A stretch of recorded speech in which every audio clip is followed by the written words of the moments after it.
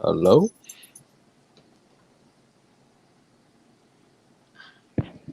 Hold on, David. We're going to be going live. We're live, but they're watching the countdown, so just hang out for a second.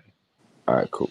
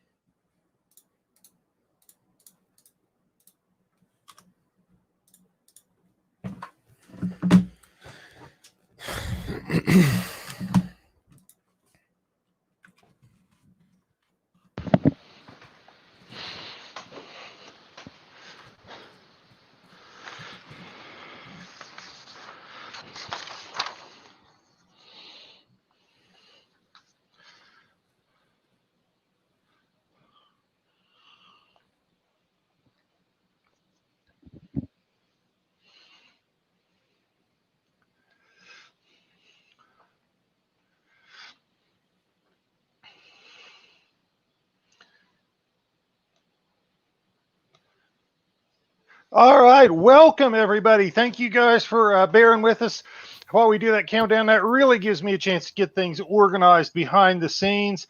But welcome to episode 6 of the Loose Lug Nuts podcast. I am joined by my normal co-host, but also by a special guest that we've got this week, Mr. David Bowers. David looks like he is joining us via audio, but not video. David, looks like your microphone is muted. Unmute yourself and tell us how you're doing today, David.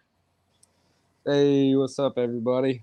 Today, man, a little bit of a pretty relaxed day at work, but not feeling the best. Really stuffed up, so don't really want to open up the phone camera. Plus, holding it in front of me, it's not gonna be nice and steady like your guys'. So we'll just go with the audio tonight. But I am gonna get a camera and a laptop here soon, so we can do this more often. I think it'd be fun. All right, sounds good. Zachary Brandevold, how are you, Zach? I'm good. Sorry, I was just getting the link posted for all of our viewers out there. Yeah, I'm doing well. Yeah, a little bit of hectic weekend this weekend, but I'm here now, and that's all in the past. And I'm here with you guys, ready to talk about some NASCAR and racing items that we have on the docket today. All right, and saving the absolute best for last, Aaron Simmons, aka Simoleons. How are you this evening, sir? Doing fairly well today. Today could have been a little bit better, but overall I can't complain. I'm still upright. I'm still above ground, and I'm ready to talk about some NASCAR. I'll tell you what, we're going through like racing withdrawal here. I think we're on like day 10 with no races. We just got to make it a few more days, and we will be through this 2-week bye week. But even though the big boys are on a bye week, we do have some news to talk about. So, Zach, you want to take us through our news items? Yes. So we've had an interesting week. Obviously, this is the bye week, so news tends to be a little bit more of a commodity.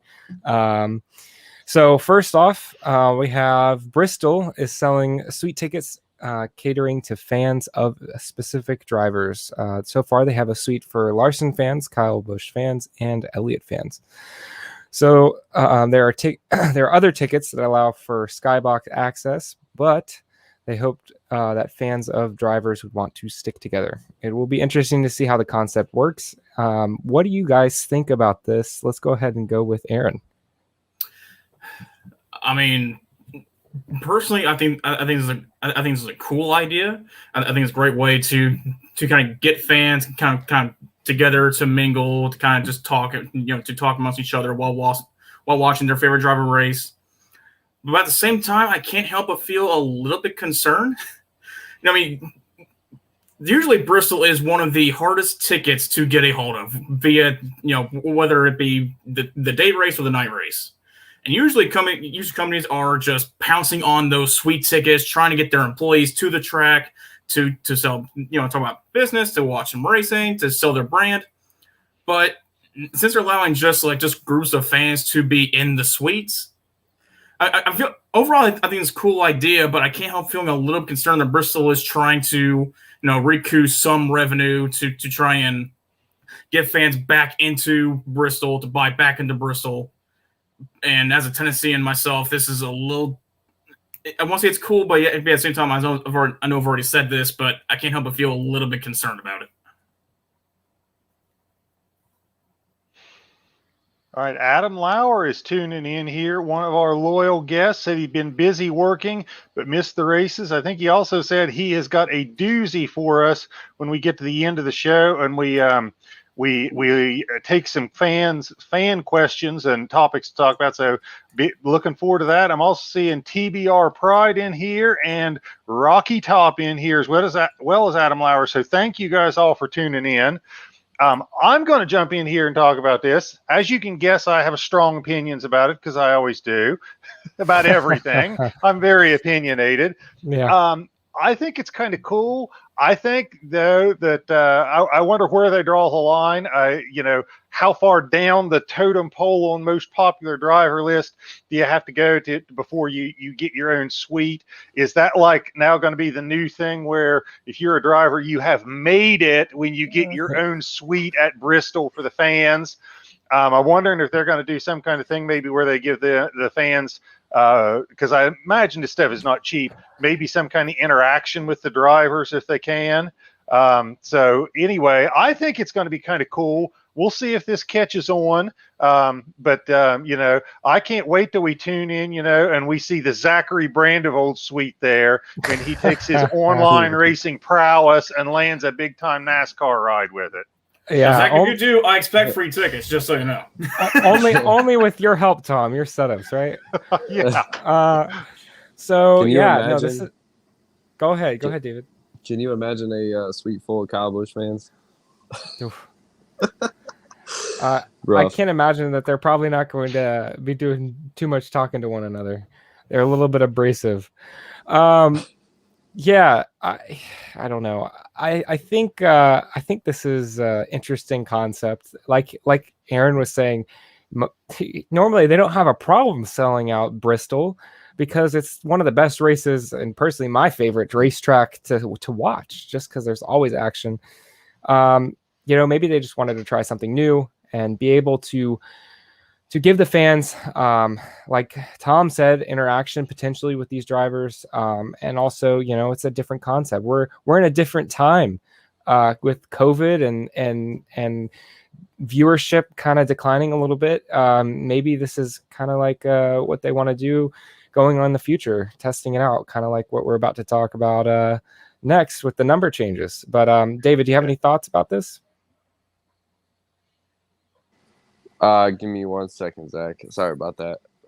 My girl's about to leave for work, so it's the only interruption we will have. Okay. Let me just say, I've probably been to 10 different NASCAR tracks, including Bristol, and there is not a better place, in my opinion, to watch a race live than Bristol. It is just a fantastic venue to be at live. I just think that this is going to enhance the experience. I can't imagine those seats are going to be cheap. And I also wonder if we're going to look at this and it's going to be like, oh, well, the Chase Elliott suite is more expensive than the Kyle Busch suite because he's the most popular driver. I wonder if we're going to get into any of that. But I think it's a cool concept. I want to see if it catches on, especially at some of the tracks where maybe they're struggling with attendance a little bit more. I can imagine seeing it now. The Quinn House suite. And just like one or two people just showing up. I gotta believe those will be significantly less expensive than getting into the Chase Elliott suite. $5 a pop. $5 a pop, baby. If you're a Quinn House fan, you know what? Just come on in. Absolutely no fee required. Here's some free beer. You're gonna need some. I'm thinking the Rick Ware suite is just going to be the whole Rick Ware racing team, and they have to pay people. They get one suite for the whole team. From friends from high school. They're gonna have to pay people to stay in that suite. Here, we got to volunteer. We have fans. I absolutely volunteer. I will be paid to in a Wicker racing suite. I am kidding. I'm kidding. We love all the teams out there and all the drivers, but it's definitely an interesting concept. So, David, did you have any thoughts about that, or? Personally, I think it's a pretty damn cool idea to have suites per driver, but I think Tom's right when he says that there's going to be some arguments out there, because all those are not going to be the same exact price. Like, you're not going to go buy a suite for Quinn Hoff for $150 a seat and then go buy a Chase Elliott for $150 a seat. So it gives the keyboard warriors ammo online here. They'll find an argument within. Always. All right, do. Well, moving on. So we're gonna go. NASCAR has reviewed with all the teams that there's a potential number switch coming in the final stages of the plan. Barring a late change, it's likely that the decal will be moved specifically forward starting next season instead of what was previously shown at the All-Star race, with it moving backwards. Is this a good move? And why do you guys think that moving forward or backwards would be better, or just leaving them where they are? Tom, let's start with you. No sport, no major sport is as dependent on corporate America as NASCAR. Okay. Not the NFL, not the NBA, not Major League Baseball. They are dependent on the TV revenue, but they are not dependent on the sponsorship from corporate America like NASCAR. Nobody is. I don't even think whoever is second is close. So with their dependence on the corporate America revenue, the high cost of running a team, and the fact that we really only got 3, maybe 4 organizations that realistically have a shot to win most weeks, giving the sponsors more prominence, letting them collect more money out of it, I think it's a good move. I think it helps all the teams. That combined with the new cars coming next year, maybe it helps elevate some of these lower tier teams up to where they can put a product on the track that's as competitive as the top tier team. So I am all for it. Aaron, what say you? What say me? I mean, I really don't know. I'm as a more of a like I got into sport in the '90s. I'm more of a like a traditionalist, but I'm not a fan of this new thing. I mean, they said that they're doing it just for, hey, there's really no room on NASCAR cars. There's no room to put our brands. Well, it doesn't take anybody with eyes to realize that there are plenty of spaces on these NASCAR cars today, especially with behind the front fender, that they can put their logos, their brands on it. It doesn't take any. All you need is a pair of eyes to see that. And so I think I think they're just doing a little bit of whining, but yeah, I mean, I really don't know. It kind of depends on how far they move the numbers up. I was looking on Twitter just a little bit ago, and there are some concepts, especially by, I believe, Left Hand Designs, I think it's the Twitter handle. He usually does some very good, artistic, sketches and renderings of paint schemes and all that kind of stuff. And what he's posted looked really well. It looked very good. But then I saw some where they're moving up, maybe about a foot or two. I'm thinking, no, just don't do that. I mean, if you want to do it for the All-Star race thing, then go ahead. But if it's for like a Kansas or something, or like an auto club, or just anything like that, then don't do it. It just don't. There's plenty of room for it. Look at Rocky Top here with the comment. You Tennesseans are all sticking together. That's my boy. Look, Yeah. I personally think on the number thing, it looks good in the middle. It looks good like they ran at the All-Star race, pushed a little back, but it looks horrible if you were to put the number in front of another sponsor. And number 2, if you need more room, there's nothing wrong with a Fig Newton sticker on your windshield, people. Just put it on there. All right. Yeah. I can't argue with that logic. I'm in the minority here. Even all the fans are tuning in saying, leave it alone. So we got some people in favor of keeping it the way it is. Look, there's always going to be resistance to change, always, especially with a historic sport like NASCAR, all the time. There were several things that over the years in NASCAR that people didn't like. I mean, even the safety aspects of some of the things that NASCAR was doing to make it safer to drive. So, man, but personally, I don't think that it's necessarily the sponsors on the car. It's not a car issue for the sponsors. It's just the declining viewership and more people. NASCAR needs to find a way to connect with the younger generation, which I think they're doing a little bit better now. They realize it, but it might be a little bit too late for the next couple years. But overall, I mean, you see these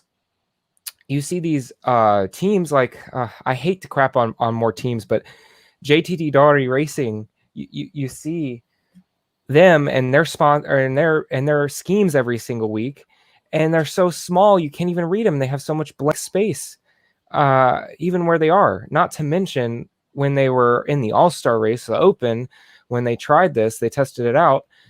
It was even worse. I don't know. I'd rather have it forward, but if they're gonna do away with the side numbers, I mean, at least you got the roof numbers. But if they're gonna, move the side numbers, I'd rather it be like on a window pillar or on the back rear quarter panel, something like that.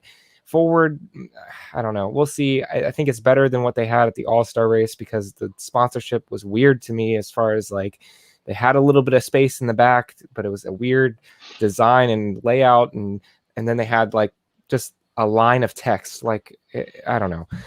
But like I said, teams don't utilize the sponsorship or the space that they have for sponsorship now. So what makes it seem like this is going to change all of a sudden anyway? So that's what I had to say. But moving on to the next piece of news, Ross Chastain, who Tom has been insisting would move to Trackhouse Racing next season, and I kept denying it. I was not a believer.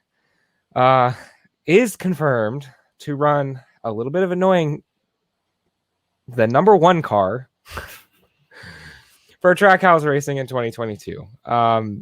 What does this do for his career, and is this a good move for Trackhouse? Aaron, let's go ahead and start with you. I was gonna say I also called out Ross Chastain to Trackhouse as well, so I'll put that out there. I was with Tom. So, but yeah, I mean, from a future business standpoint, this makes perfect sense. I mean, Kurt Busch, yeah, he is the more talented veteran. He's a more proven veteran. But, how long does he have in NASCAR left? I mean, we don't really see kind of the older guys like Mark Martin, like Harry Gant, like heck, even Morgan Shepherd in NASCAR nowadays.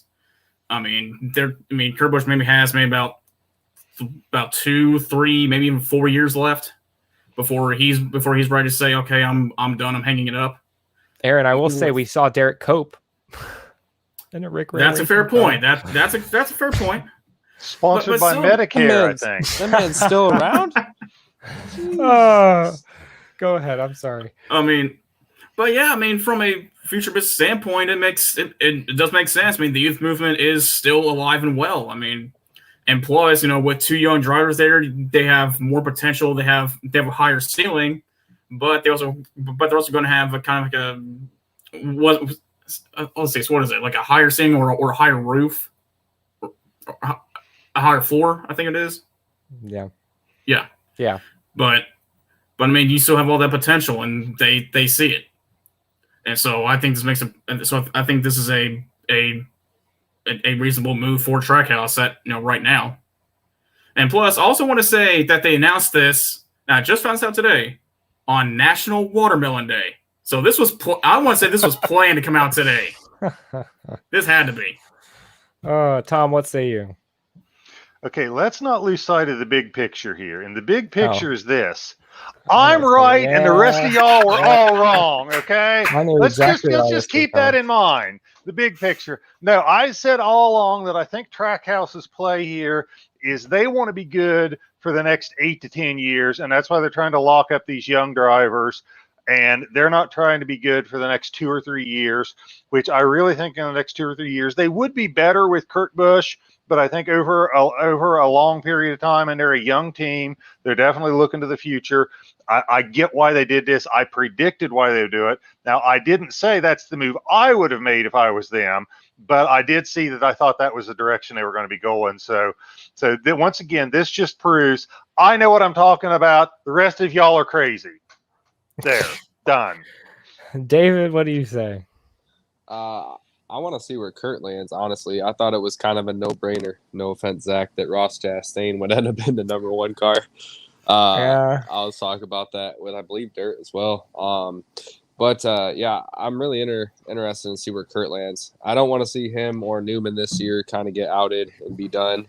I know the topic was Ross Chastain, but Newman is from where I'm from, same city. So, I mean, I got to root for my hometown boy. But, more interested in seeing where Kurt Busch and Ryan Newman end up this season, or from next season.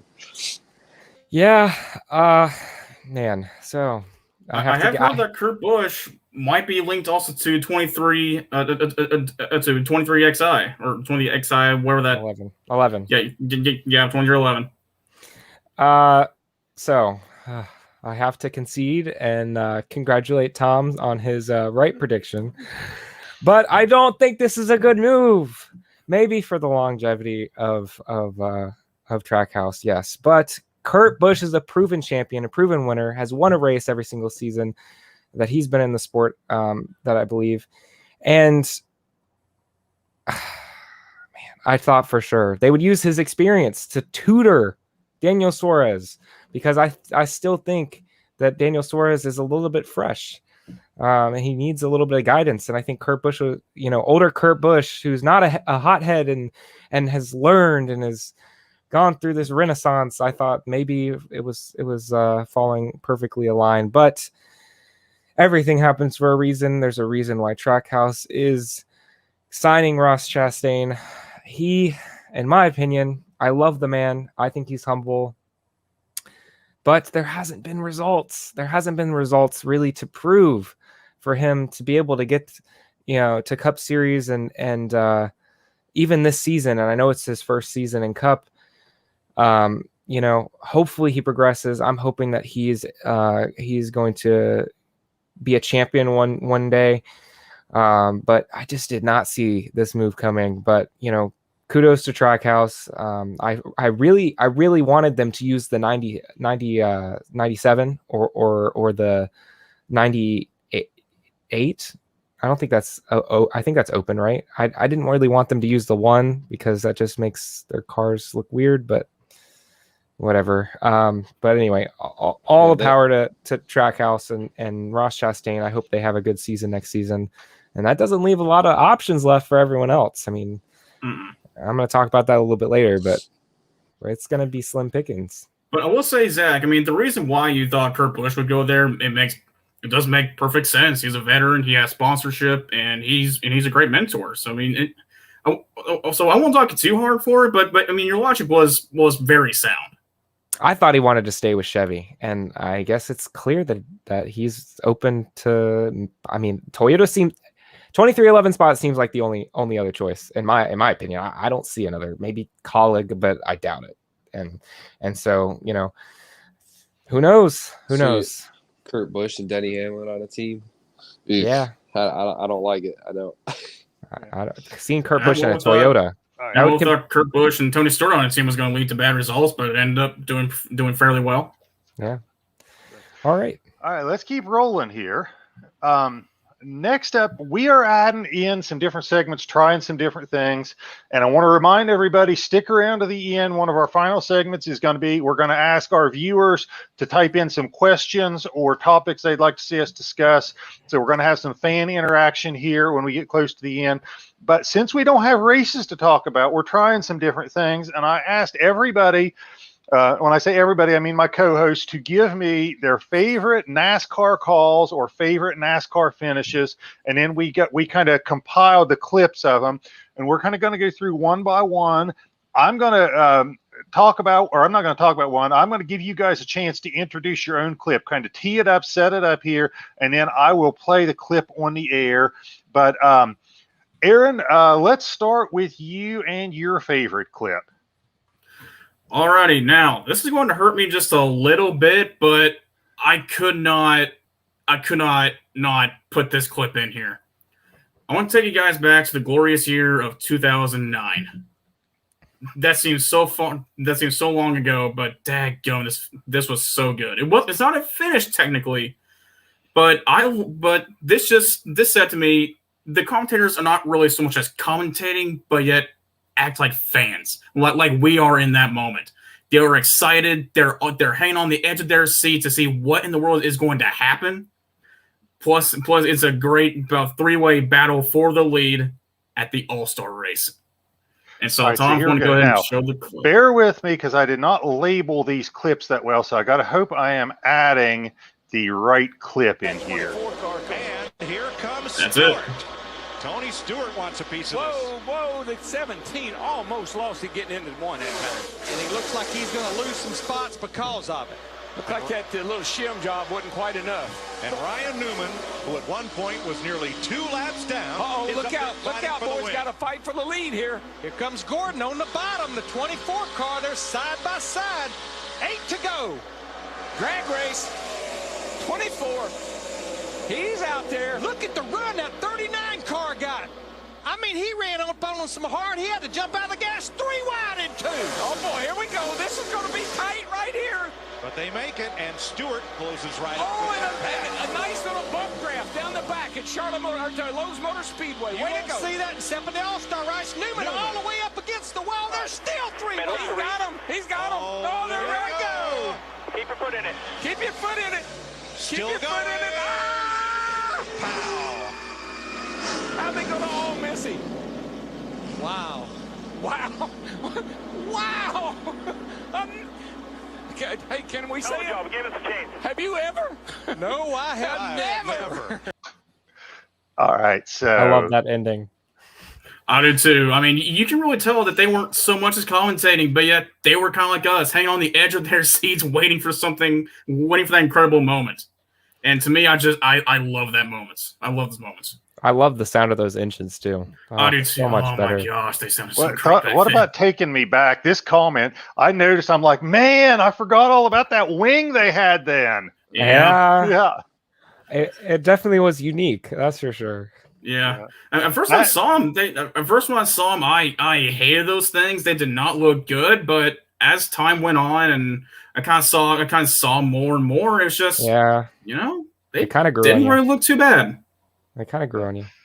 But I that's what struck me about that clip, Aaron, when I played it back and watched it, was the excitement and the intensity of the announcers in the moment. It was great, and it was great. These guys are going for, I don't know what the purse was in, probably close to $1 million, if not $1 million. And it was not points racing, and it was not stage racing. It was, I want that trophy and that big check. I mean, how often do you ever see cars 3 wide coming off turn 4 at Charlotte? But that was a great clip. I had forgot all about that. Now, personally, I think any clip where Jeff Gordon wrecks should be banned from the internet. But I guess we got to deal with that. Yes, I completely agree with that statement. As a Gordon fan, I agree with that statement. Oh man. Okay, let's go, David. Let's set up your clip now. So you tell us about your clip, and then you kind of tee it up. Then I will put it on the screen and play it. All right, Zach, is it the Martinsville clip? Yep. Okay, so I got to be a little different, guys. We're just going to go with the loudest I have ever heard the fans cheer. And this clip is great. It is a great rivalry. It started at Kansas when Joey Logano took out Matt Kenseth. So, go ahead, Tom. And that's all you need to say. That's all you need to say. And Kenseth cleared by Logano. Maybe no. Kenseth takes him out. Yes. Logano into the wall. Caution comes out and the crowd roars.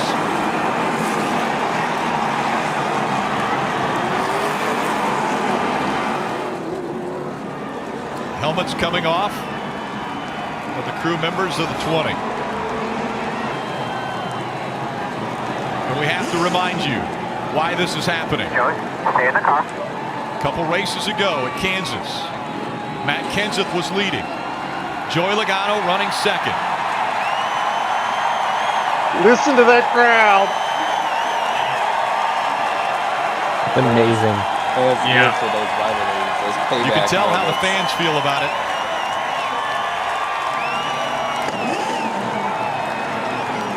The red flag is out as they will have to clean the track up. And you got to remember, with 65 laps to Couple go, races ago in Kenseth was Kansas, side the by team side told for the Joey win to with stay in the car, Logano. but obviously And, Joey out of the car, not able to he got continue hit, on. hit in the wall and obviously damaged his car. So In the latter kind of laps of set the up race that. at Kansas, Joey Logano had a faster car than Matt Kenseth. He got behind him. He bumped him going into turn 1. He turned Kenseth around. After the race, Kenseth said, "That's not the way I want to be raced." But I just want to say, going back to my clip from 2009, when they had the fan vote-in system, do you guys remember who the fan vote was? No idea. The man who just got taken out, Joey Logano, was the fan vote back in 2009. Really? Wow. Yes. But it's interesting. The things you guys talked about was the things I noticed when I clicked on the links you guys sent me and watched the clip. I noticed how loud that crowd was.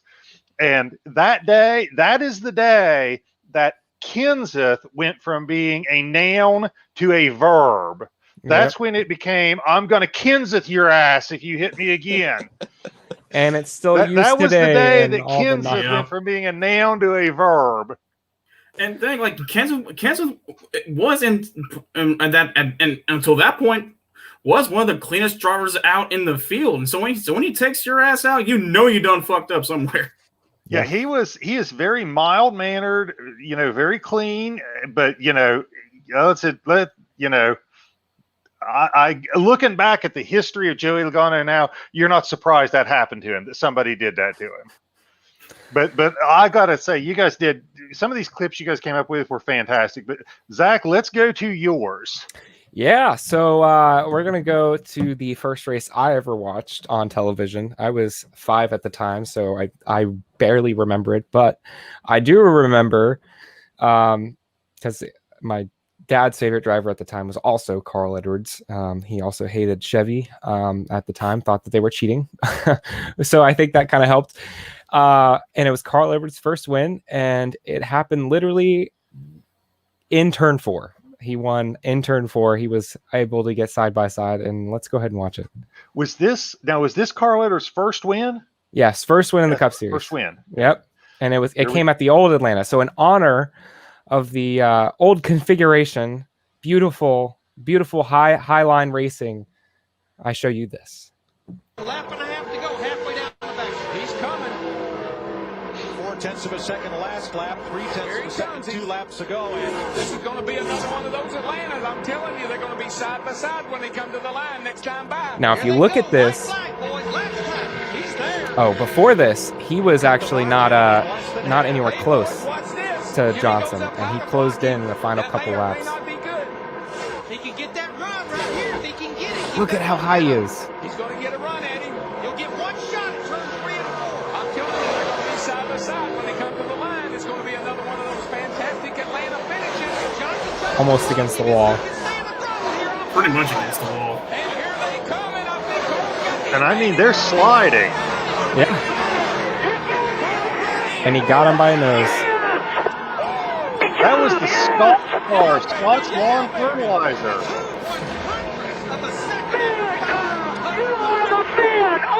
Man, look at Jack jumping up and down.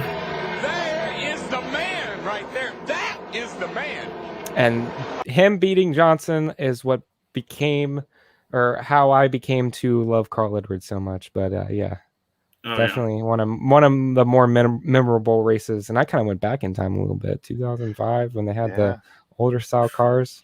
And Adam Lauer saying that was his godmother's favorite. I said grandmother, godmother. How can you hate Carl Edwards? Come on. I don't think anybody hates Carl Edwards. I really don't. No, he is the modern day Mark Martin. Yep. Yeah, he is. Both good and bad sense. Yeah. Yeah. Came close to so many championships and So close so many times, just never could pull it off. Okay, TBR Pride says, as a Hendrick fan, it hurts seeing Jimmy lose anything. No, he got 7 championships. You can watch him lose every now and then. Come on. He's got 7 championships. I was literally you can just watch about him to lose. say, He won his share of races, and like 7 other people share of races too. So no, any but clip I'm a where, Hendrick fan too. any clip where Yep. Jimmy finishes second at the end of the line should be banned from the internet. no. Yes. I should send you some IndyCar clips from this season then. No, I heard he's doing terrible. I don't want to. Yeah. I don't want to see it. Hey, speaking of which, just a quick little tidbit. Johnson did actually say that he is not opposed to coming back to NASCAR. Ooh, But I don't think heard he that could. too. I don't think he could be as fast as he used to be, and he wouldn't be in the 48, so it wouldn't be the same.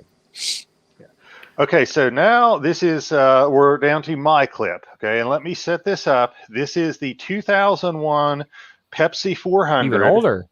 Yeah, this is I think the first race back at Daytona after Dale Earnhardt had died. Now, I wasn't a huge Dale Earnhardt fan or a Dale Earnhardt Jr. fan.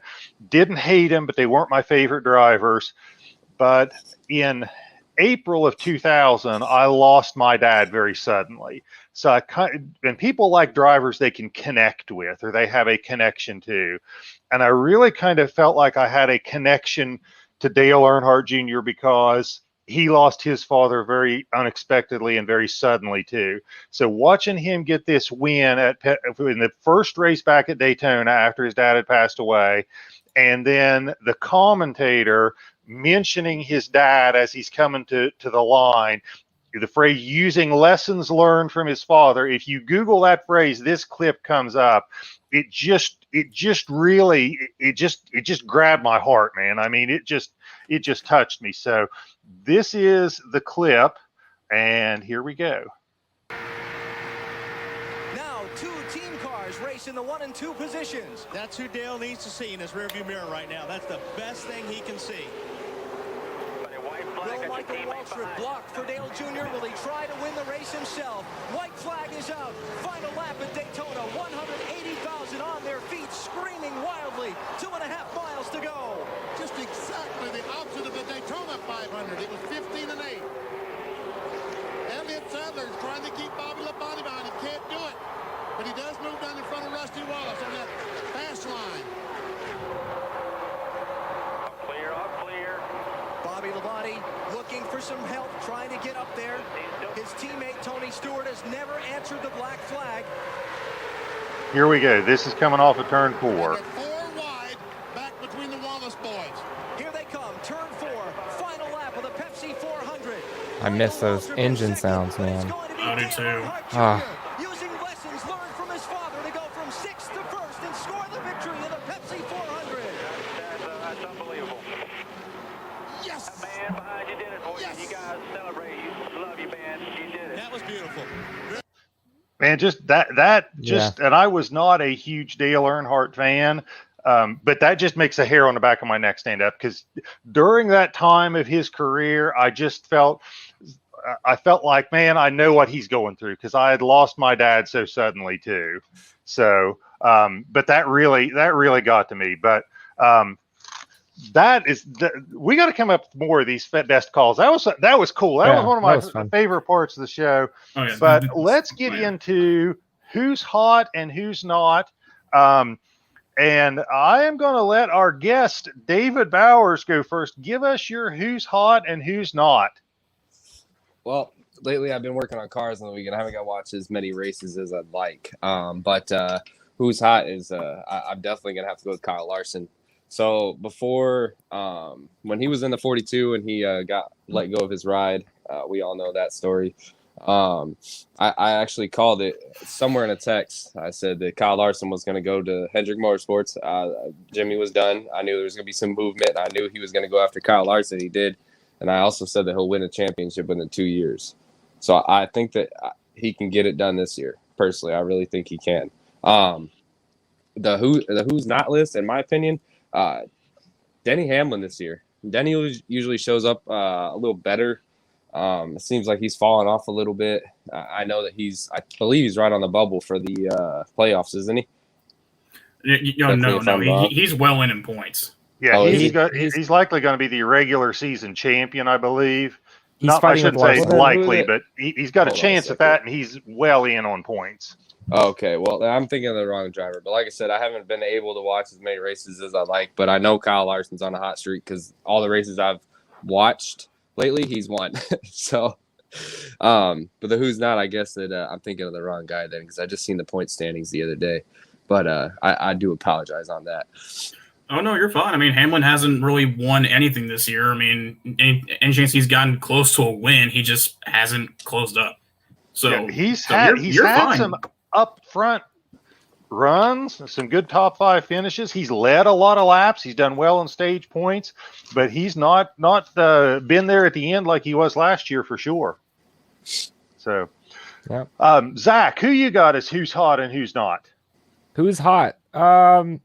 Since we're in an off season, and news just came out that Joey Logano had his 3rd kid. I don't know if it was a boy or girl. I wasn't able to. They're pregnant. Haven't had the baby. Or I'm sorry, they're pregnant with his 3rd kid. Excuse me.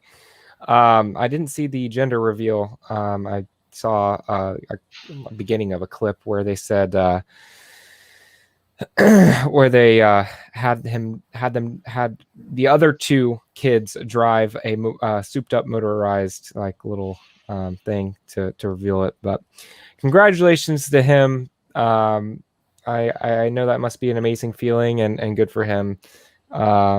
Who's not? I'm gonna go anybody who's not named Kurt Busch looking for a ride for this season. Yeah, there's for next season. There's not pretty much any rides out there. The 38 maybe. Second College car maybe if they don't sell it. We know AJ is going to be running a part-time schedule. So you have veteran drivers. I mean, even right now, 2311 doesn't have a second charter yet, although it's probably pretty likely that they're going to get it. I saw the other day they were already hiring people for different positions within the team. Wherever that comes from, I don't know. But even Kurt Busch is out of a ride. So you're seeing veterans. And I can call Matt a veteran to a certain extent. He has 5 years of experience at least. So he's definitely not a rookie. All out of rides. So it's interesting to see this kind of shift towards younger talent, and people saying, hey, this is the new generation. I can live with some tearing up of equipment for a little bit, and hopefully it'll produce bigger results. Ryan Preece is another guy as well, who's who knows what the 37 team is going to be next season. They're not chartered anyway, so I don't know. Who knows? But yeah, that's anybody not named Kurt Busch is not hot right now for sure. Yeah, I think he is by far the biggest name free agent out there. And I think we're getting to the point now, there's not a lot of open seats left. So You're right, not all. It's going to be slim pickings once Kurt announces where he is going next year. And I think he will go somewhere. So, But Aaron, what do you got? Who's hot? Who's not? All right, for my who's hot this week, I'm going to go with good old Bubba Wallace.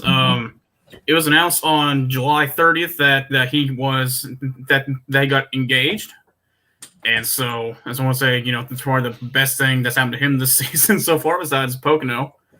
But I want to say, Bubba, congratulations. I hope the marriage goes well, and I hope you and your fiance are happy together for many years to come. But who is not me? Like Tom said at the beginning of the broadcast, we've gone 2 weeks without NASCAR. I'm going insane. I need it, and I need next week to be here now.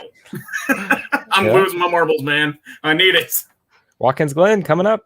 Yep, coming up. Yep.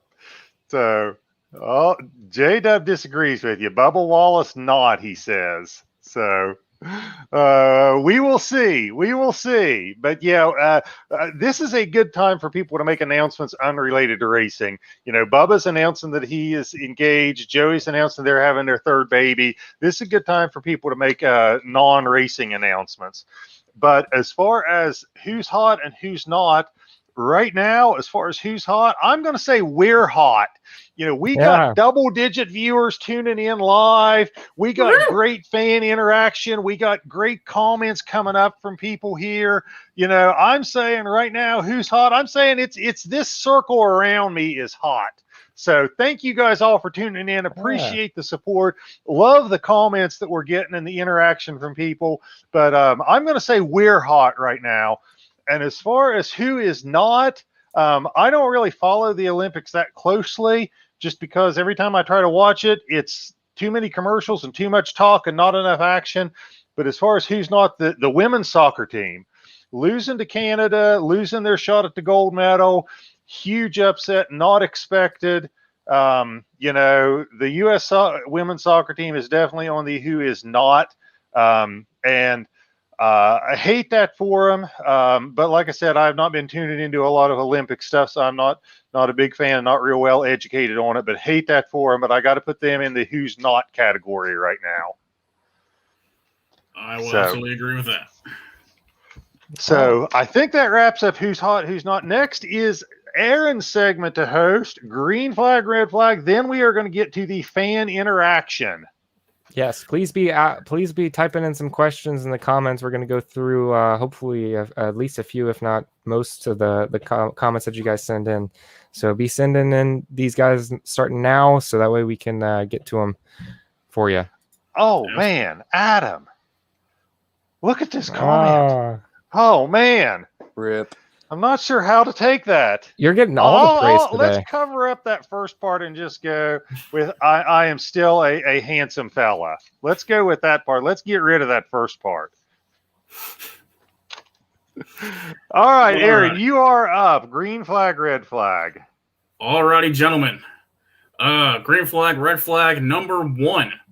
The 4 remaining races before the playoffs include 2 road courses, a super speedway, and a restricted play track.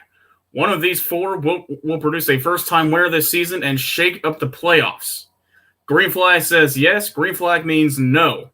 Zach, let's go with you first. Yeah, I was hoping that you would go first with me. 100% green flag. There is 4 tracks, 2 road courses, 1 we've never been on, and Daytona. Yes, there are what is it now? 14 other drivers? 15? I can't really remember. I think it's 14. 14 other drivers that have won this season. And yes, Hendrick is dominating. But you got to go... the road courses to me, and Tom, I know we disagree, are wild cards. There are people that are like Suarez, like DiBenedetto, who was leading at Road America earlier this season. Ross Chastain has done really, really well, that are up front early and often at these road courses. I think we really can see maybe potentially 3 winners. I definitely don't think we'll see more than 3. But that's obviously going to shake up some things, but definitely 100%, we're at least going to get 1 new winner. And I'm excited, and I hope it's somebody who's hanging up on my back wall over there. Gee, wonder who that could be. Yeah. I don't know. It's a mystery. He does drive the 21 this season. So. Oh, okay. I don't know who that is, but I may need to look him up sometime. Maybe he has a few championships in his back pocket. Yeah. Alrighty. David, let's go with you, buddy. Man, I'm kind of split decision because I know the road courses this year has been nothing but Chase Elliott pretty much. So I could easily see him taking both road courses. I could easily see a playoff driver locking down Daytona. So, I mean, kind of split down the middle there. Good chance for somebody to get in there. And if I was rooting for anybody, you're damn right, it would be Matty D. So I like to hear that. Alrighty, last but certainly not least, the bald and handsome Tom. All right, I'm going to go back and revisit a couple of themes from earlier in the show. Okay, so Zach, David, I'm going to Matt Kenseth you on these comments. No, we've already had like 14 different winners. Okay, so the odds of us having another winner in one of these last 4 races, I think, is extremely slim. I don't think the road courses are a wild card. I think you're going to see the Chase Elliott, the Kyle Larson, the Kyle Busch rise to the top at the road courses because they've been dominant there. And even if you say anybody could win a restrictor plate, keep in mind 14 of those anybody's have already won. Okay, so I'm going to say red flag, we're not going to have another winner before the playoffs. Now, I'm not going to say we won't by the end of the season, but not before the playoffs. And before we go on, TBR Pride, what are you doing here? Man, you're just like rubbing it in our face. You're going to the Knoxville 410 Sprint Car Nationals in 2 weeks. Dang. Man, I should have picked you as who's hot. I should have picked you as who's hot. That is like the mecca of the sprint car world. The biggest race of the year, home of the National Sprint Car Hall of Fame. That is like hallowed ground, man. I should have picked you for who's hot. Alrighty. And as for myself, I will say green flag, and it will happen at Daytona. I think road courses are going to be all Hendrick territory. Michigan, I also think Hendrick territory, just because Kyle Larson has that track as a phrase in the racing industry goes, figured out. But yeah, I really think Daytona is going to be where I think, we will see our 15th different race winner this season. But any other than that, I think it's going to be Hendrick territory. All right, so if you're saying they're going to have a 15th winner, who's it going to be? Man, I hope it will be DiBenedetto, just to see Zach happy, and hopefully get that man a ride that he so rightfully deserves. But I hope it's him. But I really think going to be. I really don't know. I think it's going to be Dylan. He seems to be really awesome. Dylan or oh Lord, I'm having a massive brain fart right now. But I think it's going to be somebody. I think it's going to be somebody in the RCR camp. I can't talk right now. Tyler Reddick. Thank you. Brain fart. Interesting. So there's Dylan Smith giving us a Chase Briscoe shout out here. He's clearly done his homework. He knows his Chase Briscoe history there. Yeah, he did. Well, I will have to watch. I will have to say that Matt was tested in Xfinity for the Indy Roval for the first time. He was the one that was testing out before they actually took the first race there. So I don't know. Who knows? I'm hoping they gotta convert that short track car to a road course car a little bit better.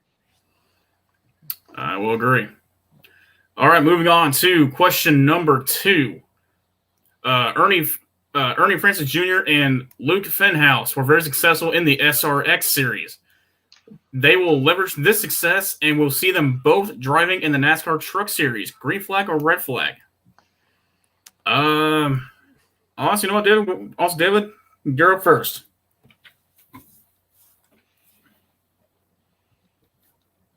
Personally, I'm gonna have to go with the red flag. I think the SRX series is cool. I think it's a pretty neat series that Tony Stewart's done. But man, I don't know. I feel split on a lot of these. I think they could move into trucks, but I think that I just don't see any like real solid talent coming out of the SRX series that moves all the way to Cup and ends up winning championships. But that's just my opinion. I know a lot of those guys are dirt racers. I know there's one that Dan always talks about. Help me out, Zach. What's his name? It's a local up by him. That's Stenhouse. That's the Luke Fenhouse kid. Yeah, that kid.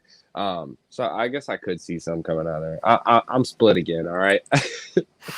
These are hard questions, Aaron, all right? Dang it.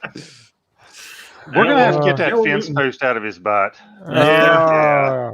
You got to push one side or the other here. Okay, so by the way, once again, as opposed to the rest of the internet, we have like the most intelligent, well-informed viewers, which sometimes works to our detriment because they catch us when we're wrong. So it is 13 winners this season, not 14. Thank you for filling that in for us, Dylan. And I got to admit, I think I was the one who said that. So that's on me. Yeah, sometimes you need a little help.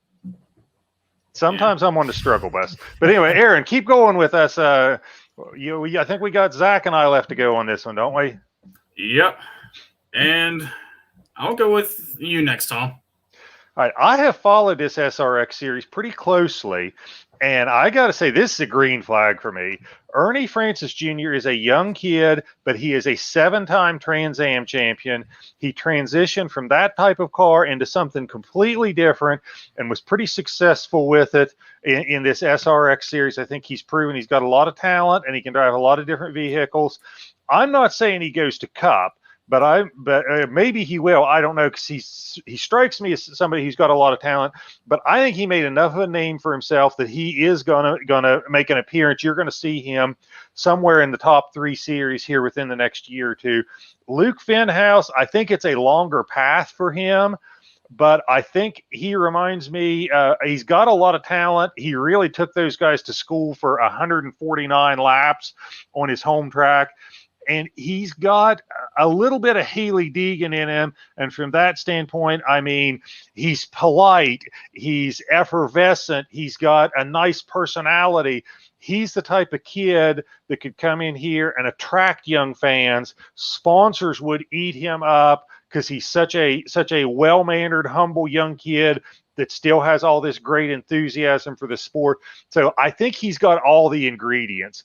he's not even a senior in high school yet, so I think his path is a little bit longer away. But I'm saying it's a green flag. They're both going to make it somewhere into the top 3 series of Cup. All right, Zach, what say you? Yeah, I honestly think it's a green flag. Both of them were very successful, especially in the SRX series, and not to mention Ernie Francis Jr.'s background with the Trans Am series. I think that they're putting everyone and anyone in trucks nowadays. You can find random people driving one-off races all the time. I mean, Paul Menard's running again at Watkins Glen at Watkins Glen in the truck series this a couple days. So yeah, I think it's very, very likely. Who knows if their career takes off, but they, like I said, they seem to be fitting everyone and anyone in a trucks and nowadays. So I think it's very likely. I'm going to say green flag. And for me, this is a no-brainer green flag. I mean, especially with Luke Fenhouse, basically taking the most well-known and well-seasoned drivers in virtually any form of motorsport you can think of. Tony Stewart, NASCAR. You have IndyCar drivers with Castroneves. I believe Castroneves in SRX. Tom, help me out with that. Was it Castroneves? Yep. Okay. Castroneves was there. 4-time Indy 500 winner. Current champion was in there. Yeah. Yeah. I mean, and he was taking them to school. They leave for most of that race, if I remember correctly. Yeah. And like Tom said, he's not even a senior in high school yet, so I can see him. I can definitely see him going into some sort of professional racing. NASCAR, I'm not sure of, because I think right now he can go anywhere he wants to. I think he's impressed so many people in that race, and especially with that, I mean, Ernie Francis, he's kind of more the senior. He's kind of more the proven of the two, but I think he can go anywhere right now as well, especially being a Trans Am champion. And so I would say this is a no-brainer green flag. Racing Refresh, my guys, my buddies, put on a podcast every Friday at 9 o'clock. If you like us, tune in and check them out. But they are out of Columbus, Ohio. Actually, they're all over the place, but they're kind of centered out of Columbus, Ohio, making sure we know that was Meyer Shank Racing out of Columbus, Ohio, that propelled Helio to his 4th Indy 500 win. Hell yeah. Hell yeah. But alrighty, guys, question number 3. Austin Dillon beats out Tyler Reddick for the final playoff spot. Green flag or red flag? I think we're going to have some interesting answers here, as I believe we just lost Dillon. Yeah, we did. David. I will keep an eye on this, see if he comes back in. But alrighty. Zach, we'll start with you. All right, if you insist. Yeah, I'm going to say red flag. Tyler Reddick has been pretty dominant, especially over the past few races. He's finished inside the top 10 3 of the last 4 races, and got a lot of points. I mean, the lowest points total that he's had was a couple races ago at Pocono with 31 points. And, if he keeps that up, generally, I think he's only like 3 points out of his teammate spot. So I definitely think he will beat out Austin Dillon, because Austin Dillon has seemed to be a little bit of a decline. But who knows? Their teammates. Let's see who they prioritize, who they want to get in. But it's not a done deal, and I still think that maybe Tyler Reddick could win one of the last couple races. Even Austin Dillon, they're strong with the Chevy power plant. So I'm going to say green flag, though. All right, Tom, we'll go to you.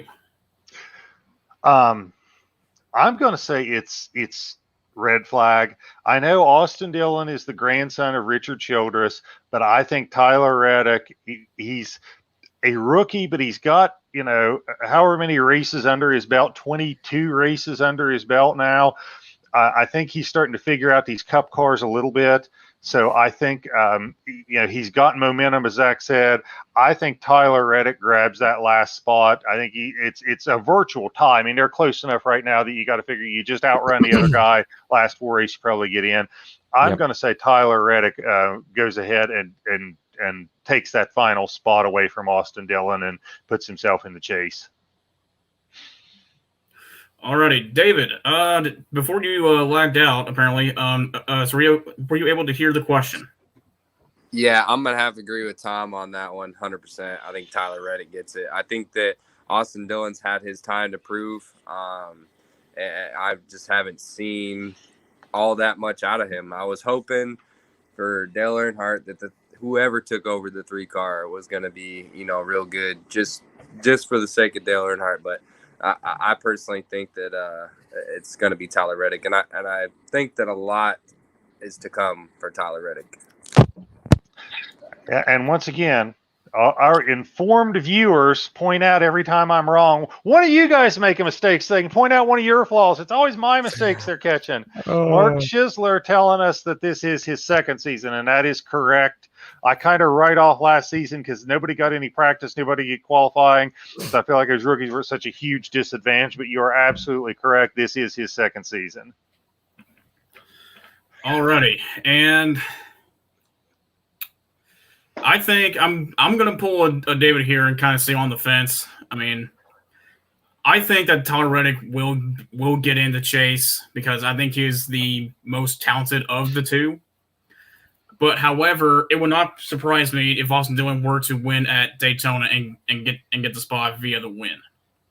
But really, realistically, I think Tyler Reddick will get the spot, but it will not shock me at all if Austin Dillon were to get the spot and kick his teammate out. But alrighty. Green flag, red flag, number 4, final one of the night before we go into the fan interaction segment of the show.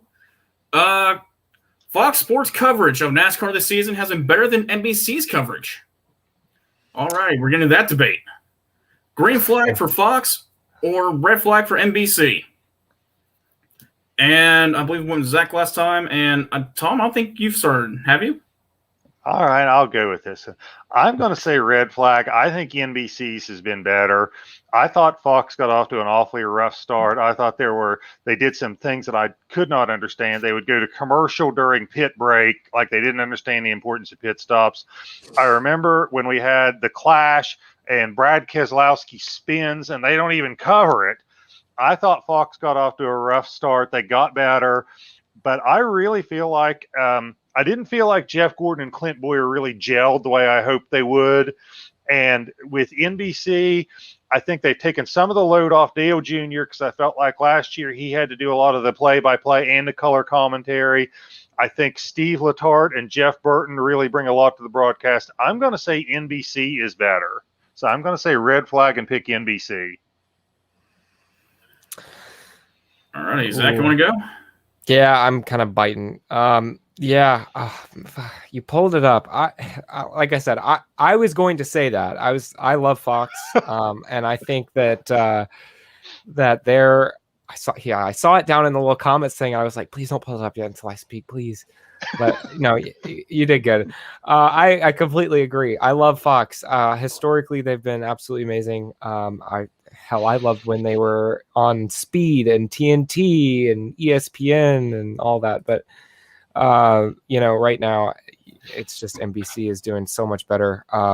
I think they've watched what Fox has done earlier in the season and said, we don't want to do that.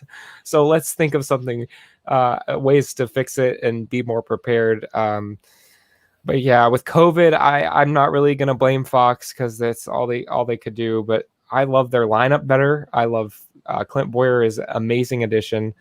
And versus NBC, and I don't know. Like I said, I do think this is a red flag, definitely, but I do have a heart for Fox. All right, David, what say you? I say that I haven't got to watch as many races as I'd like this season, like I said, but the ones I have watched, NBC's definitely been better. And Tom and Zach both brought up a lot of good points. But not to dip out on you guys, but all the kids are sick, and I'm sick, and one of them, Isaac, our 6-year-old, he's up, and he's not feeling well. So I'm going to have to go before the fan interaction, and I am sorry. I appreciate you guys for having me, though. This has been a lot of fun, and I would more than love to come back. Yeah, it's good having you, man. Absolutely, David. Thanks for joining us. joining us. Appreciate it. Thanks, guys. Sorry about that. No, you're No, good. dude. No, man. Don't. Family comes You first. need to apologize, man. You're good. Later, guys. See All ya. right, David. See you later, bud. But alrighty, I will go red flag here. I think NBC overall has the better coverage of the races. However, I think I will say Fox has the better, I guess, commentary than NBC. So if they can figure out a way to mash Fox's commentary with NBC's coverage, that'll be great for me personally. All of you may have other opinions, especially for the comments, since they will have to correct us every single time we're wrong. But yeah, I mean, that's one of my opinion. I think Fox has the better commentary, but I think NBC has overall the better coverage of the races themselves. But all right, that's my green flag, red flag, and that's that segment concluded.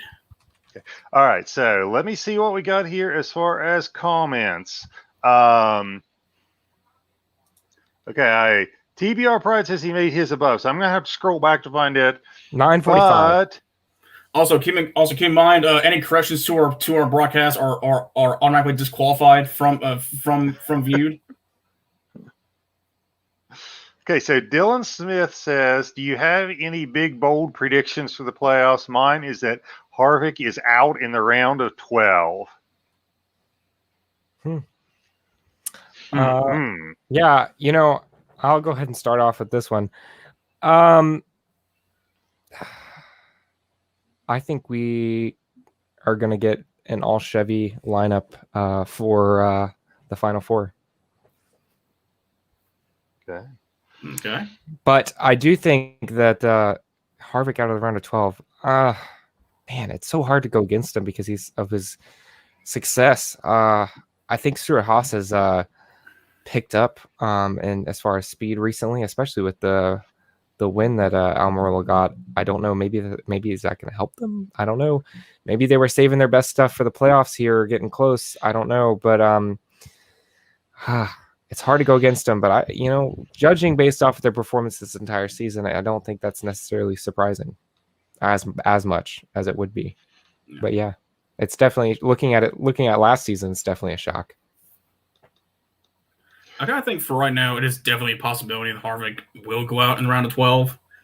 But I would not be surprised if Harvick pulls a Tony Stewart from 10 years ago, and I can't believe I'm saying 10 years ago, where he went on record as saying we should not even be in the chase due to how bad of a year he had, but then end up winning 5 races and winning the championship that year. So I would not be surprised if Harvick does that. But right now, looking at it, I seriously think he will not make the round of 12. I don't know about him making a round of 12 or not. With the win that Stuart Haas pulled off at New Hampshire, I'm hoping that maybe they're starting to find some of their speed back, but I'm really not sure. But I'm going to say my big bold prediction, and it may not seem bold at this point, but I did make this prediction before the season even started, is I said that the championship 4 would look like a Hendrick team photo, that they would have multiple drivers in that championship 4. That's not looking so bold right now. A lot of people are saying Chase Elliott and Kyle Larson are both going to make it. So I am saying at least 2 Hendrick drivers make it into the championship 4. Now, I agree that may not be bold, but I did make that prediction before the season even started. So with that, I'll stick with that as my bold prediction because I made it before anybody knew how hot they were going to be. So here is Racing Refresh. With still some unknowns, what do you dream of in the next gen of stock car racing games? Ooh, that's interesting. How long is this podcast? Yeah. How long can we go here? Yeah. Oh, Lord. Oh, man. Dang. Tom, want to start with one since you are the setup man and build your career off of NASCAR Heat 5? Hold on just a second. Okay, yeah. So what I would dream of is the problem my biggest complaint, and again, I fool around with custom setups all the time, is you deal with the same issue at every track. Okay. Every track, the car gets loose on exit as the tires wear. I hope we get some different handling characteristics so that it's not the same problem every track you go to, every series, that you get some things where maybe the car gets tighter as you go. Maybe the car just slides in general. Maybe it becomes a corner entry problem, that the physics adapt to the different tracks and the different speeds and the different banking, that you're not just trying to solve the same problem every track. Now, that's coming from me because setups are what I do. I know people want paint booths and damage models and next-gen cars and more realistic tracks and all this other stuff, but I want a physics model where it's not the same thing that you're dealing with every single week. So that's what I want. I'll let you guys go. Aaron, do you want to go next? I'll go next. And what I want is actually two things, really. One, I love to go into NASCAR, and I love to kind of create my own paint schemes. Like Tom said, I would love like an actual paint booth for the game, because then I can go make like a Jeff Gordon car because he's my favorite driver, or choose this random sponsor and make like a cool paint scheme for that sponsor to race at, when I'm racing online. And so I would love to have like an actual paint booth back in the games. But the second thing that I want is, if you ever played NASCAR 2005 Chase for the Cup, I want the fantasy tracks back. I will just want some of these tracks that you think, where in the world do these guys come up with this track? I would love to have those back, especially going back to like Old Spice Raceway, where it's kind of like Sonoma-ish, but not really. It's like kind of the hills and the mountains. It was very kind of unique in its turn bankings and kind of just the location of it. It was a beautiful track. I love going there. But then also, this is going to be way out in left field, but I would love it if they did this. Let us make our own tracks. Like our own road courses, our own super speedways, our own, our own little like short tracks, dirt tracks. I would pre-order that game if we could make our own tracks. But that's kind of like 2 or 3, I guess, that I would love to see in a next gen game. All right, Zach, what about you? Yeah, I have done very little iRacing, but mostly NASCAR Heat Online. But one of the things that I wish the next gen game has is the ability for most of these tracks, you can run different grooves and different lines on the actual track. I want to see finishes like what we were showing earlier with the 2005 Atlanta, with Carl Edwards passing him on the last lap because he's trying the high lane and getting a run. You never see that. And I also would love to see, like Aaron was saying, a more sophisticated paint booth, as well as, the ability to create your own tracks would be amazing. Something that is pretty unique, and I don't know. I think there's a lot to go off of, and I think there's a lot that fans want to see with these new games, especially drivers. And so it's gonna be interesting to see how that all happens. There's a lot of wants, but in the end, you want to make it marketable for all people and not just people who take it very seriously. So we'll have to see. Okay, next up, we have a question from Haley from Florida. Yeah. Should I let Zach choose the wedding color scheme? Can we agree he would choose Matty D colors? I mean, I'm not opposed to it. I would probably choose the Menard schemes. The bright yellow and black? No, the fluorescent and blue. Those are beautiful colors. Okay, Haley, no. Do not let Zach make any decisions. We all know Zach is completely helpless and depends on you for everything. You had to give him the recipe for ice, for God's sake. So, sure. he he can't even walk around outside without your supervision. No, don't let him pick the colors for the wedding. Okay, no, I don't even think we can debate that one. Aaron, Do you what agree, think? Aaron? Do you agree? Haley, think about what Zach just said here. Fluorescent yellow. I mean, come on. That should tell you all you need to know. Oh man. Well, that was fun. Yeah, no, I'm not choosing the wedding colors. Okay, hold on. I think we got a couple of more here that we really owe it to our viewers to get to here. Okay, TBR Pride has submitted a couple. Here we go.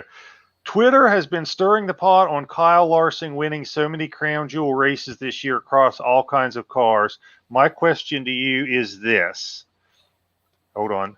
What do you think the chances of winning the rest of the crown jewel races, such as the Nationals and, of course, the NASCAR Cup Series Championship? I'll let you guys go first on this one if you want. Aaron, you want to? Yeah, I'll go ahead and take it. Actually, let's see. How many crown jewel races are there left in NASCAR? I think there's still the Southern 500 left, I believe, or do they already run that?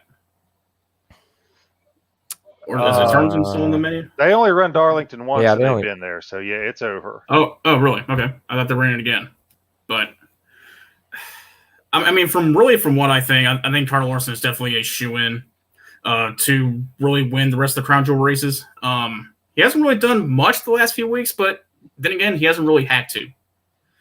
And so I think if he just wants to go out and win them just for bragging rights at this point, I say go ahead and I say he has more than.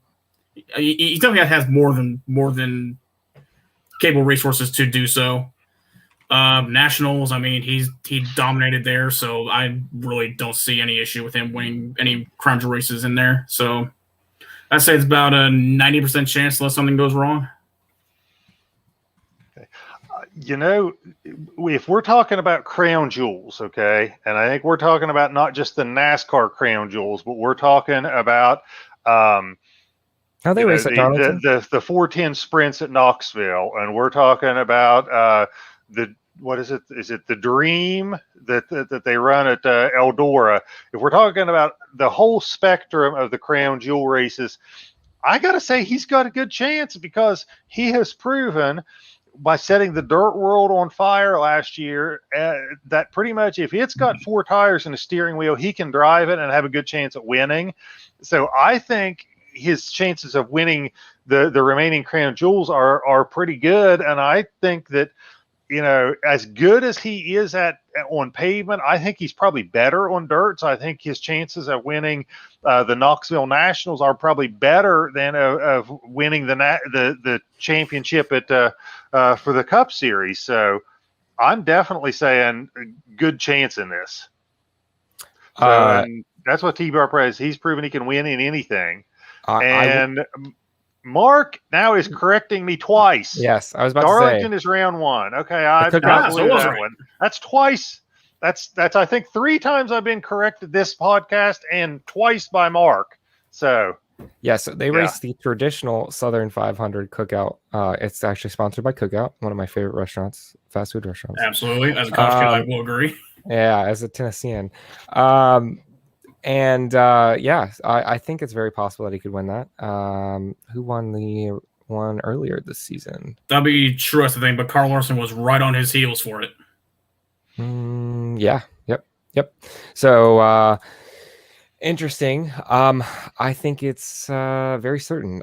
He has the skill and the talent and the sponsors behind him, kind of. Hendrick.com is now sponsoring his sprint car. So definitely I think he has the ability to. I think he is talented and he has the drive to want to go to do these things, even still stick in dirt and race in cup and still be successful in both. It's just amazing to see. And we really haven't seen something like that in a long time. So it's really nice. And I think it's very possible he wins the season finale and the Southern 500. I think was very possible. And then the Nationals obviously are going to be one to watch. Obviously, we know he's very, very talented on dirt. So we'll have to see. But I think that is a realistic expectation. All right, we got one more that we got to get to here before we get to the question. We had Natalie commenting here with the request for the ejection seats, which brought on Adam Lauer's comment, must be Tom's charm and NASCAR knowledge that gets all the women. Yeah, they're that and the bald head, and they're just beating down my door. I got to keep the door locked. I got to carry a stick with me when I go outside to beat them off. Yeah, the bald head and the NASCAR knowledge. That's your key to success. Trust me on that one. Hey, you're gonna have to. By the way, this podcast, 6 episodes now. You two have stuck with me much longer than most girlfriends have. Oh, well, you're gonna have to start because bros stick together, Tom. Brothers stick together. You're gonna have to start a separate YouTube channel for dating advice, Tom. Yeah, trust me, I'll watch it too. I am well versed in that category. It's just that I am well versed in what not to do. Is the problem. Okay, you're gonna so have your own version of Playboy Mansion, but with I can tell you 100 ways to wreck a relationship. But J-Dub White Lightning submitted a question earlier, and I thank him for resubmitting it because I couldn't scroll back far enough to find it. Has anyone seen the specs on the test wreck at Talladega for the new car? We have seen reports, I think, of what they were, but I don't think the specs have actually been released. Correct me if I'm wrong, and Puggy, if you tell me I'm wrong again, I'm blocking you. Yeah, you're not allowed to watch anymore. No. I'm kidding. There was a bunch of news reports, but nothing ever got released. I'm sure it's still kind of under wraps. They want to keep it a little bit more private. I can't imagine, they sent it off to a third party in order to get to figure it out in the first place. So I'm pretty sure they don't want to send it out, but who knows? I haven't seen anything. I think they are saying. Sorry, go ahead, Aaron. Yeah, I'm sure NASCAR's wanting to keep that kind of close to their chest, just because that's nothing we need to know. It's just kind of just the drivers and teams need to know that more than we do, I think. And so I don't think they're going to be made public until about well after that they've been raced and experimented on and kind of cleaned up when they ever release that or ever. Yeah. So, all right. So that we are at now an hour and 20 minutes into this. We really probably should be wrapping this thing up. But let's go to our white flag. And Aaron, I'm going to let you go first with your white flag comments. But all right, for the white flag comments, I just want to say thank you all for joining us out for episode 6. This is probably the most active chat that I've seen, really so far, and we have you guys to thank for it, especially all thank you to the new members. Adam Lauer, of course, his comments are always nice. TBR Pride, a new member here. And so I just want to say thank you guys so much for your comments and questions. It's really nice to see that here, to know that we're not just talking into an empty void with no one watching, no one even caring. And so with you guys here, none of this would be possible. And so thank you guys so much for coming out here. And really, there's also a new story that broke out just a little bit ago that Logitech has just became a partner with the eNASCAR series. So now they are sponsoring the wheels and the gas pedal, brake pedals for the eNASCAR side of things. And so yeah, Logitech has kind of taken over the Fanatec side to fill that void. Wow, that's interesting. All right, so Zach, give us your white flag comments. Oh man, I kind of didn't prepare for this. I'm sorry, but I will say thank you for watching, guys. TBR Pride, Adam Lauer, Natalie, Mark. I'm trying to get everyone in. Lucas. Who else? Let's see. Racing Refresh. You guys always amazing. Who's that other? J-Dub. So yeah, I'm sorry if I didn't get your name and you're watching. Haley, my fiance, is also watching, so love you. But yeah, thank you guys. We wouldn't be able to do this without you guys, and your questions and your ability to just connect with us and watch us talk about our opinions for an hour and 30 minutes. But before I go, I will say it was announced that at the Indy Road Course, the Sam Hunt Racing is going to be opening or having a second car, the 24. And Will Rogers, who I believe ran earlier in the season with the 26, will be racing that car for the Indy Road Course, potentially with GoodRx sponsorship. They don't have it announced, but he is very closely related to the GoodRx family, so he was sponsored by that earlier, and it's good for him. Will Rogers, he did. I don't exactly know where he finished when he raced earlier this season, but I'm glad Sam Hunt is expanding. I think that's amazing. We're seeing we're seeing owners like Jordan Anderson and Sam Hunt really stick with NASCAR and expand and expand their involvement, and it's really nice to see. So I'm looking forward to that, and that means that there are going to be a couple cars knocked out at the Indy Road Course that normally would run. So it's going to be interesting to see for sure. Thank you guys again, and yeah, that's my white flag. Okay. All right. You kind of stole my thunder again, Aaron and Zach. I want to thank all you guys for tuning in, even Mark and Austin, who corrected me. I even appreciate you guys for tuning in. And I got to say, I can't remember who it was it Busch Beer that allowed them to have an internet contest to name a race, and Yes. they named it the Bushy McBush 400 or 500 or whatever it was. Yep. I said, never, ever let the internet make decisions for you. But I am so pleased that we have such interactive fans and such knowledgeable people watching this.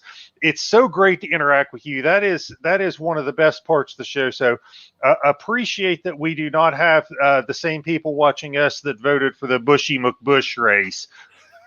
That's still the greatest race name of all time, hands down. Yes. I don't care what you say. That's still the best name ever. I would submit that years ago when the SpongeBob movie came out, there was a SpongeBob SquarePants, the movie 300 or 350. That is a close second to Bushy McBush. But thank you guys for tuning in. I also want to give a shout out to my friends at Racing Refresh. They do a show. I won't say it's similar to this, but it is that because they are far more refined than we are, but it is Fridays at 9:00, Racing Refresh. Look them up on Facebook, look up their website, racingrefresh.com. And I want to congratulate them. They just had a big accomplishment within the last couple of weeks. They became, and I'm going to butcher this name, but you'll get the idea. They became like a NASCAR media credentialed organization, or they got recognized by NASCAR as being a media credential because of the excellent content and the fact that it is so fact-based and so accurate on their website. So congratulations to my friends at Racing Refresh, but check them out Fridays at 9:00. If you like us, you're going to enjoy them as well. But thank you guys for tuning in, and we will catch you guys next Tuesday at 9:00. And I hope you guys can all make it again. Thanks for tuning in. Thank you Absolutely, guys. guys.